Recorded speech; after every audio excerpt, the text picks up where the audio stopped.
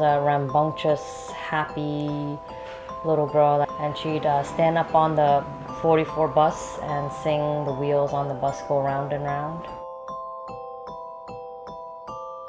She would stand up to someone who's bigger than her, and in the playground she would stand up and put her hands on her hips and look up at them. she was kind of little. She was like, "You move over because I'm coming through."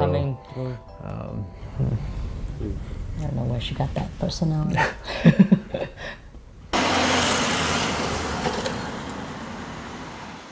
I guess there's a 1 in a million chance though, but there happens to be a driver driving up to where my daughter was being run over.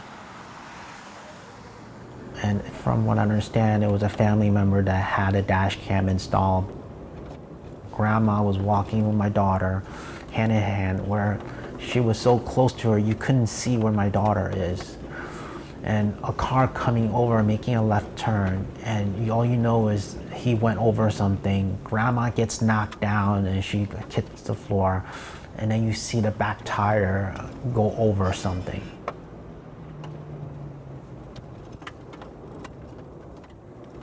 You know, I was probably screaming and crying, and then you walk into the room with like 15 doctors. You think it's maybe a dream or something, a nightmare.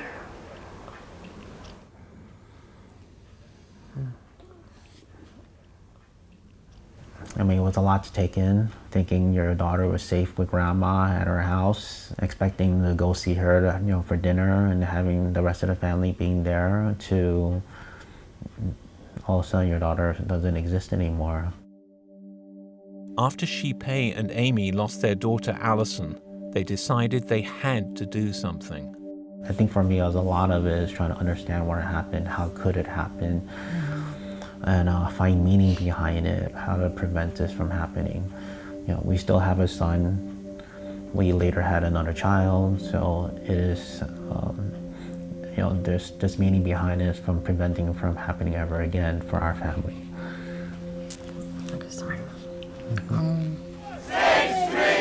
They helped found an effective campaigning group, Families for Safe Streets, in New York. Basically, it's a group that you don't want to be a part of. You're either a family member of someone who died in traffic violence, or you've been severely injured in traffic violence. They campaigned for a lower speed limit in the city, and in late 2014, New York's default speed limit was lowered to 25 miles per hour from 30. But Shipei and Amy are still angry that the driver who killed their daughter didn't even have to pay a fine, and his license was revoked for a mere 30 days. Stories like ours, that the driver has struck and killed our daughter, happens every day. The difference in our case is that we have a video about it to show that our daughter and her grandma were not at fault. But otherwise, this happens all the time, and it's whatever the driver says is taken as the truth. For them, and for Families for Safe Streets, it's not a road accident, it's a road crash. The word accident implies too much that it's an acceptable and inevitable phenomenon. We shouldn't accept any fatality. One life lost on our roadways is one life too many. Shipei and Amy are heartened by the fact that New York City has embarked on a campaign called Vision Zero, the goal to eliminate road deaths entirely. And in 2015, the city had the lowest number of road fatalities on record at 230. The point of Vision Zero is we don't accept that fatalities are inevitable. We do believe that we can, between engineering and enforcement and education, the goal is to bring that number down to zero. Vision Zero is based on the successful Swedish model, which brought road fatalities down to the world's lowest level in that country, 2.7 per 100,000 people per year. Part of that campaign was to establish lower speed limits. We lowered our default speed limit from 30 to 25 miles an hour. We pointed out that if you were involved in a crash where unfortunately you hit someone going 30 miles an hour, you're twice as likely to kill that person as if you hit them at 25. A second part of successful road safety, engineering, is physically changing the layout of roads. For example, New York's Queens Boulevard, which had become so notoriously dangerous it was known as the Boulevard of Death.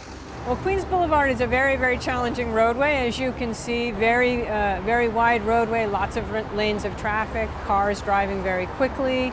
So first of all, we've rationalized the design, closed some of the slip lanes, added a bike lane that you can see behind me, and improved the pedestrian crossing areas so pedestrians have more space and more time to get across the street.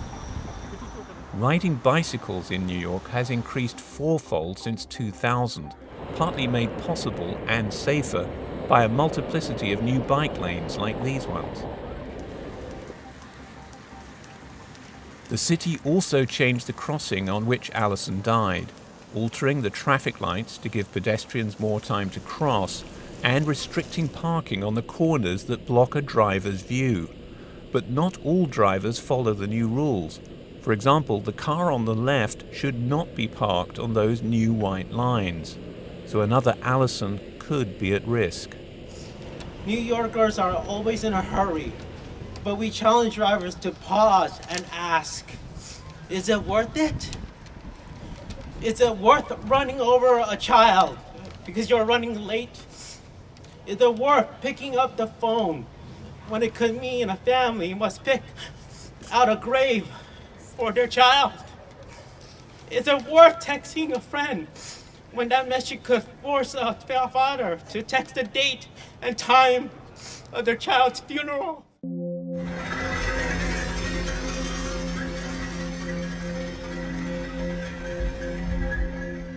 When I looked at the boy, I thought it was over.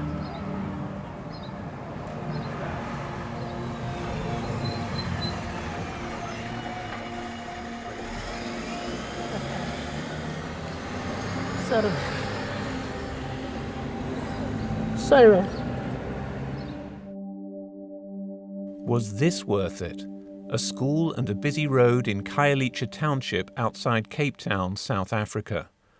Early one morning, a taxi was in a hurry.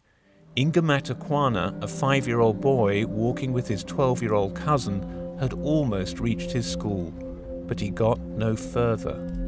The taxi driver thought that he would bypass the pedestrian crossing by driving onto the pavement.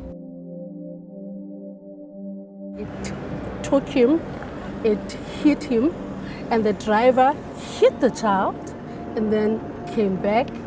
And then I'm sure he was just thinking the child was not there, and it came to Inga again.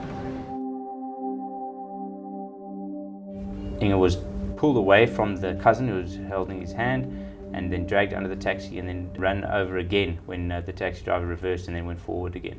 Taxi driver then fled the scene but was later caught and arrested at his home. Many in South Africa say that minibus taxi drivers are especially reckless. The driver in Inga's case was licensed, but many aren't. This minibus taxi driver agreed to give his views on the problem. So other people, they drive bad because they are looking for money, rush for other people. Others, they drive bad because they don't know how to drive. They just drive taxis for the sake of driving. You see, if I've got a car, a taxi in my house, and my old son is there, I can give you a taxi and drive without a license. You see? And there's no training or anything like that to be a taxi driver? I can say no. Nowadays it's better to drive a taxi because if you don't drive a taxi, there's no jobs you can see. There's no jobs. You can have your certificate, but if you don't have a job, you can go, at least go drive a taxi, you won't rob someone. You see? Breaking the law and being seen to get away with it. The behavior that's manifested by minibus taxi drivers is very, very visible to other motorists, and it creates a widespread perception of a lack of enforcement and therefore of a general lawlessness on the roads. In this case, the driver was taken to court, but initially he remains out of jail, something that infuriates Inga's grandmother.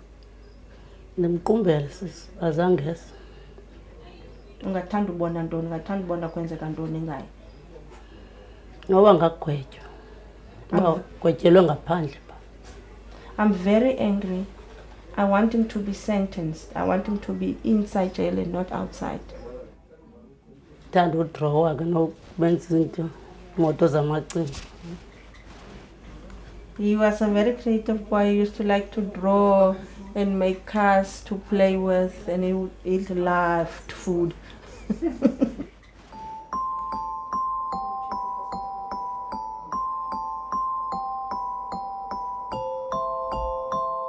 The driver did eventually receive a 3-year jail sentence.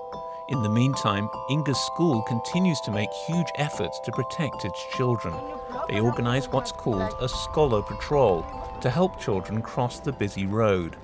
They receive regular training provided by the Department of Transport.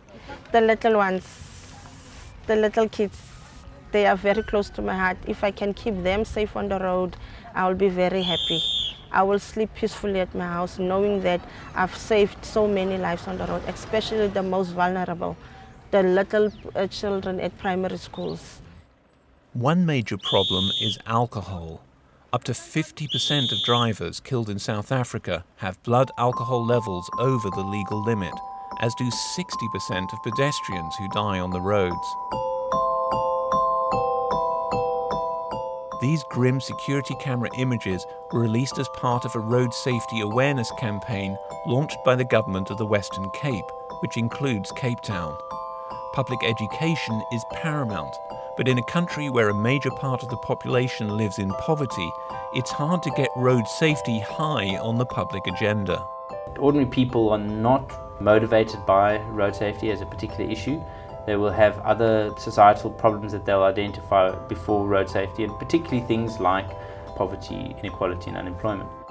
I remember a bail hearing of a suspect who'd killed a couple of people, where the magistrate said, it's a tragedy when people are killed on the road or when people die on the road, but it happens. The attitude conveyed was very much that this is just something that is inevitable and that society should accept. In an attempt to shift attitudes like these, the Western Cape launched this ad, focusing on seatbelts.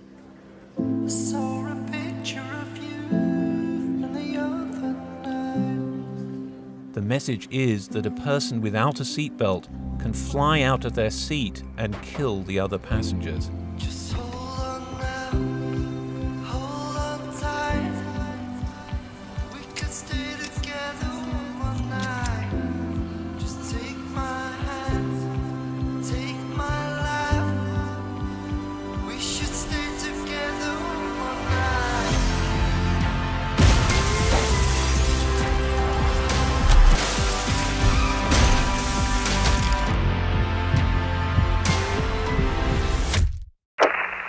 We've got 4 dead. They say the one without the seatbelt did the damage over.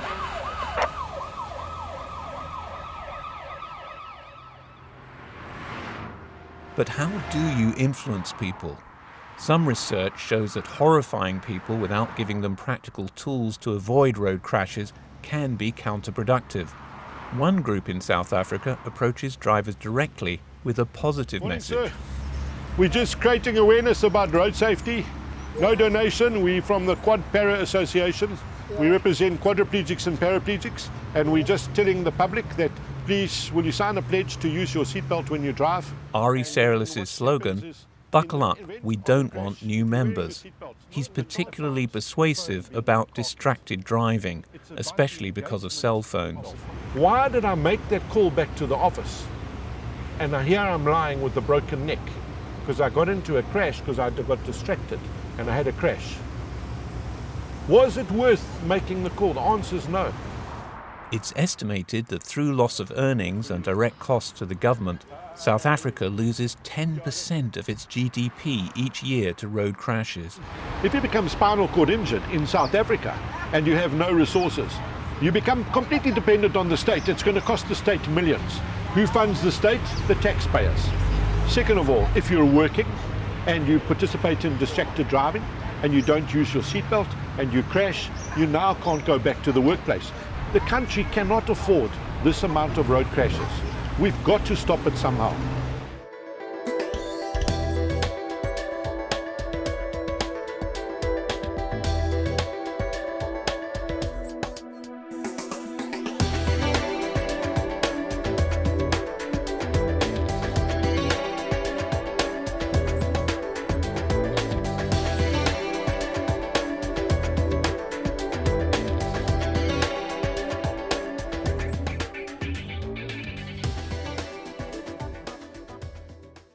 South Africa's rate of road fatalities is the second highest in Africa, at 32 per 100,000 per year.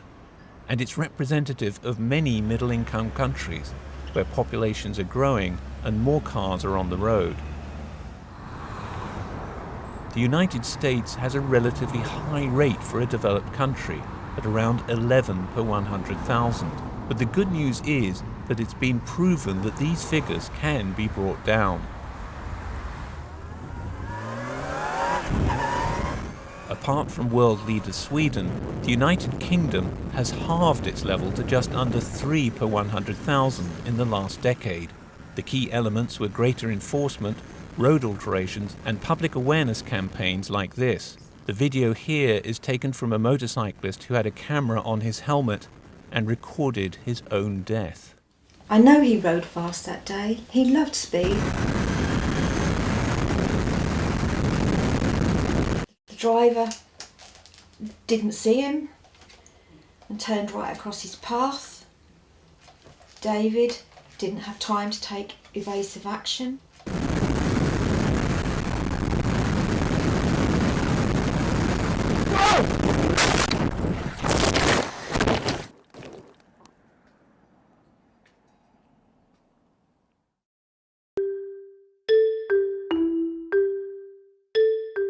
Given that the last 100 years has seen a massive increase in road traffic worldwide, there's now a race between improved road safety on the one hand, and on the other, the sheer number of people on the road. In recent years, traffic fatalities have plateaued, but at the enormously high number of 1.25 million a year, with 50 million injured.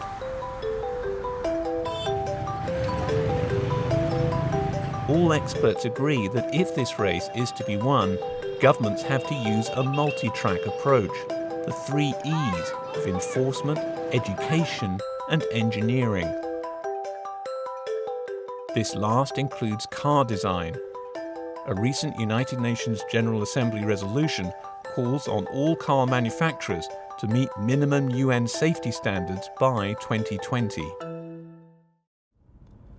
I'm looking for any lights that are visible, and it looks as though we've got a reversing light on the red Jeep that's ahead. Laws and policies are one thing, but ultimately a great deal depends on the behaviour of individuals, and one part of education is helping drivers focus more on safety. And at the end of the road, at the stop sign, I'm going to turn right. So mirror first, then my signal, my position's good, it's an always stop, so I'm going to gently bring the car to a standstill, reapply the signal. The running commentary you're hearing is a technique taught to advanced drivers to increase focus and awareness.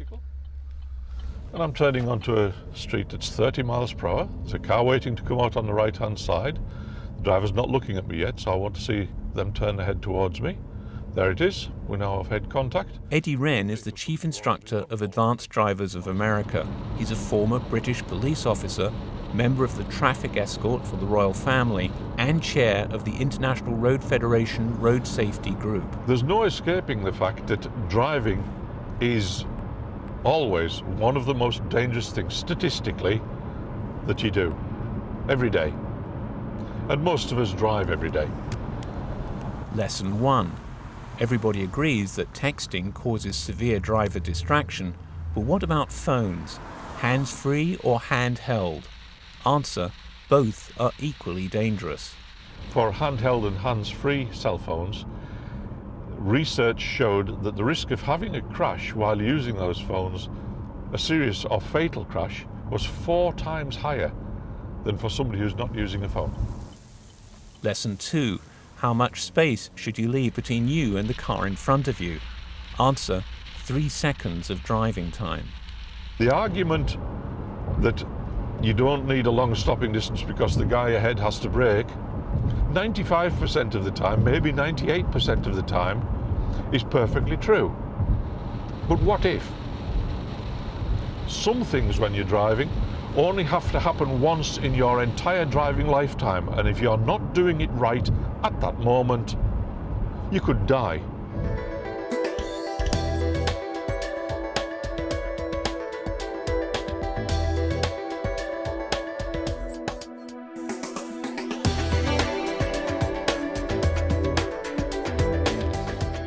In that picture, we deal with statistics, but behind every statistic, there are the human being. The people that are lost to road traffic accidents are normally young people. I mean, it's not just the individual that suffer, but also their family, their relatives.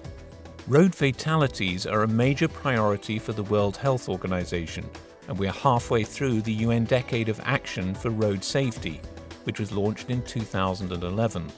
And one of the new Global Sustainable Development Goals, SDG number 3, aims to halve road deaths and injuries by 2020. Xipe and Amy made their own contribution to enforcement and accountability by bringing a civil suit against the driver who knocked Alison down. He's now barred from driving for 5 years and had to pay compensation. Their campaign also helped bring in a new law, which means that drivers in New York now face criminal penalties for killing or injuring a pedestrian on a crosswalk. We know how to make our roads safer, but will change come quickly enough to spare more children like Alison and Inga, along with their families?